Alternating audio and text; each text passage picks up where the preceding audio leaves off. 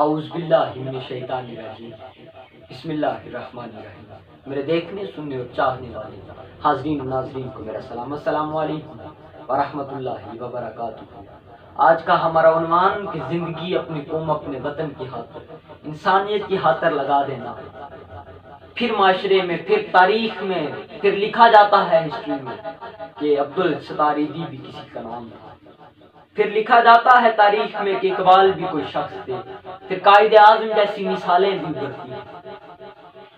فرماتے ہیں کہ پاکستان کے کسی ایک شہر کے اندر، غالباً انہی دنوں کی بات ہے، پاکستان کے کسی ایک شہر کے اندر ایک بچہ جو ماسک بیچ رہا تھا، اس کی ماں نے اسے گھر میں بنا کر دی، وہ بیچنے کے لیے نکلا، وہ بیچ رہا تھا ماسک، تو ایک شخص اس کے پاس آیا، کہ اسی شخص نے یہ کہانی لکھی ہے۔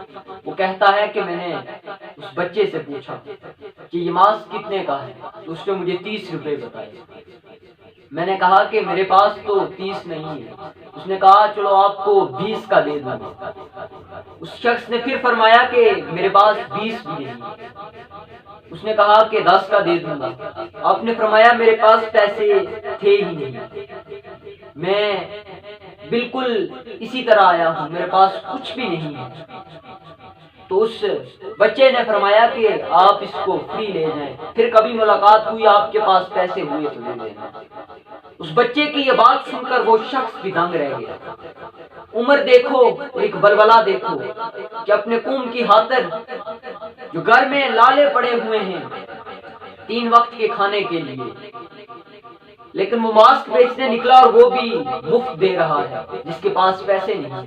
اس سے پوچھا تم کیوں مفت بیچ رہے ہو؟ تو اس نے کہا کہ میری ماں نے کہا تھا، میری ماں نے کہا تھا کہ اگر کسی کے پاس پیسے نہ ہوں تو ملک وبا کا شکار ہو رہا ہے، تم اسے یہ ماسک بالکل مفت دے دینا۔ مفہوم یہ ہے کہ وہ کہہ رہے ہیں کہ کسی کی جان بچانے میں ان کا حصہ بھی چلا جائے۔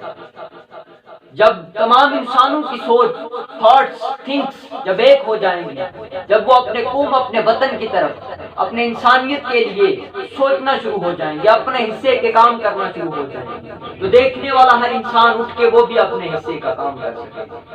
اسی لیے نیپولین نے کہا تھا کہ آپ مجھے اچھی مائیں دو، میں آپ کو اچھی قوم دوں گا۔ Napoleon rightly said, give me good mothers, I will give you a great nation۔ والسلام، جزاکم اللہ خیر۔